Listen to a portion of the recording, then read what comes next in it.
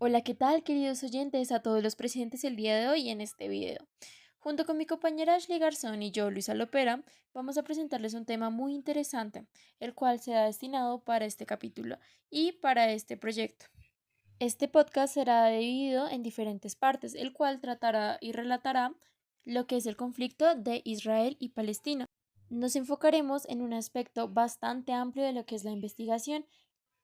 También traeremos personas con conocimientos en este tema con aportes muy interesantes precisamente para todos los oyentes el día de hoy.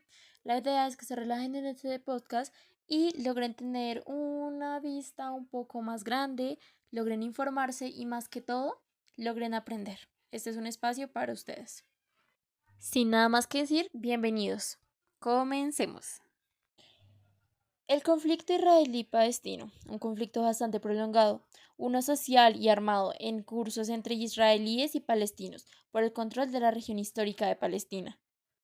Este conflicto, uno de los más prolongados y complejos en la historia moderna, con raíces históricas, territoriales, políticas y religiosas que datan desde bastante tiempo atrás. Entrando más en materia, se sabe que cuando se habla de una disputa territorial, se habla específicamente de Gaza, un territorio del cual hablaremos más adelante, ya que es algo muy importante en este conflicto. Específicamente en este territorio, en la Franja de Gaza, la situación humanitaria es terrible. La mayoría de la población vive en condiciones precarias, con acceso limitado a servicios básicos. La comunidad internacional ha hecho llamados por un alto al fuego, pero la violencia continúa, sin una solución política a la vista. Siendo aún más claros, el conflicto sigue siendo una herida abierta en la región, con profundas implicaciones humanitarias, políticas y de seguridad, tanto para israelíes como para palestinos, con una solución que parece cada vez más distante. Hablando del contexto más reciente, el 7 de octubre de 2023, militantes de Hamas, uno de los grupos más involucrados del cual también hablaremos más adelante, lanzaron un ataque sin precedente desde Gaza hasta el sur de Israel, que resultó en la muerte de más de 1.200 personas y el secuestro de más de 100 rehenes. Este ataque incluyó la incursión de comandos en ciudades israelíes, el asesinato deliberado de civiles y la toma de rehenes, incluidos niños, ancianos y de muchas más personas, lo que generó una respuesta militar masiva por parte de Israel. Esto terminó con la represalia de Israel. Lanzó una serie de ataques aéreos devastadores sobre Gaza, intensificando la guerra en la región. Desde entonces, más de 22.000 palestinos han muerto, en su mayoría civiles, y la Franja de Gaza ha sido un objetivo de bloqueos severos, que han limitado el acceso a suministros básicos como agua, electricidad y alimentos. Diversas organizaciones internacionales han señalado que tanto Israel como Hamas han cometido crímenes de guerra, tanto por sus ataques deliberados contra civiles y secuestros, o bombardeos indiscriminados y uso de tácticas bastante cuestionables como castigo colectivo contra la población civil de Gaza. Son unas de las cuantas cosas que se pueden recalcar en todo este conflicto.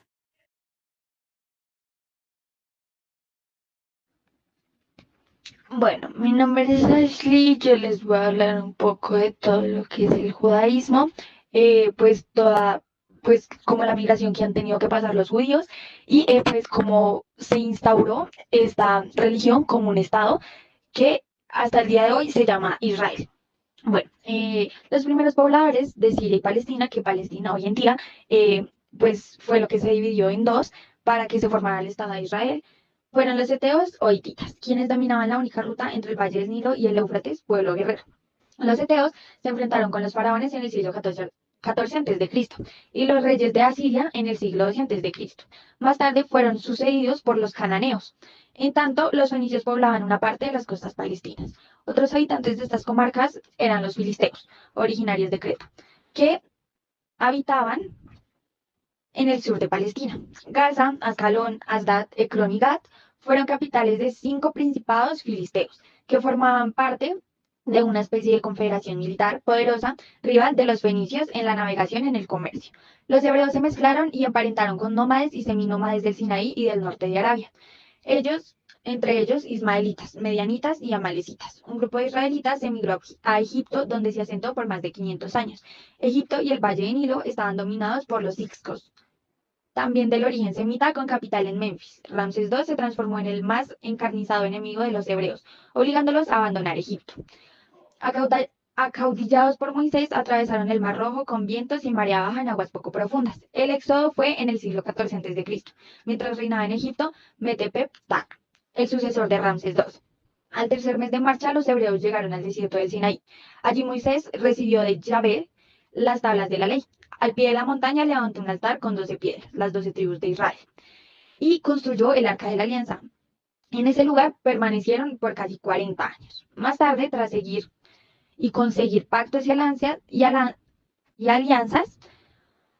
y unirse en matrimonio con habitantes de la región, los hebreos vencieron a los cananeos y se apoderaron del país de Galaad. Yo el Arca de la Alianza.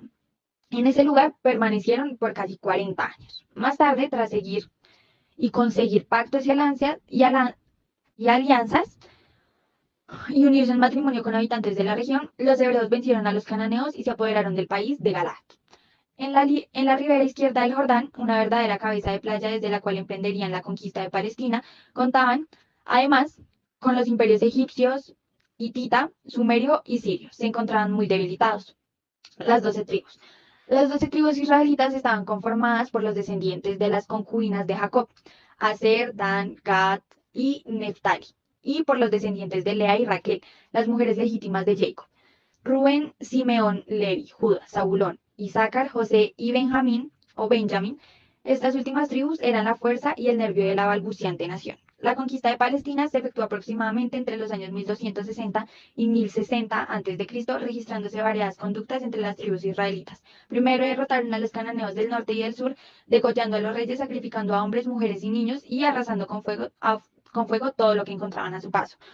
Josué, miembro de la tribu, se transformó en el jefe de las tribus, reemplazando a Moisés y sometiendo a más de 30 reyes cananeos a el Arca de la Alianza, verdadero estandarte religioso y nacional de los israelitas. Fue instalada en el centro del culto en Silo, bajo la custodia de la tribu de Efraín, la dominante. Un grupo pequeño de hebreos se estableció en el norte de Palestina, los demás se ubicaron en medio del territorio conquistado y otro grupo casi insignificante en el sur. En el siglo 200 a.C., en la época de Deborah, se estima que los israelitas disponían más o menos de 40.000 guerreros. 200 años después, en el siglo X a.C., bajo los reinados de Saúl y de David, se calcula una población de varios millones. Hecho solo posible con la fusión entre hebreos y cananeos. Hace 30 siglos era posible la convivencia pacífica entre palestinos e israelitas. Nuevas costumbres más relajadas y hedonistas socavaron la rigurosa moral de los hebreos y crecientes disputas degeneraron en crueles guerras entre las tribus. El libro de los jueces, refiriéndose a este periodo, señala, en aquel tiempo no había rey en Israel y cada cual hacía lo que mejor le parecía. Los hebreos dispersos guerrearon con los cananeos, amonitas, moabitas, filisteos y árabes. La anarquía abrió paso a los caudillos verdaderos dictadores, a quienes la tradición sacerdotal ha dado impropiamente el nombre de jueces. Uno de aquellos, Abimelech, hijo de Gadedón, hizo degollar a sus 70 hermanas y se proclamó rey. Sus excesos convocaron una rebelión y murió asesinado.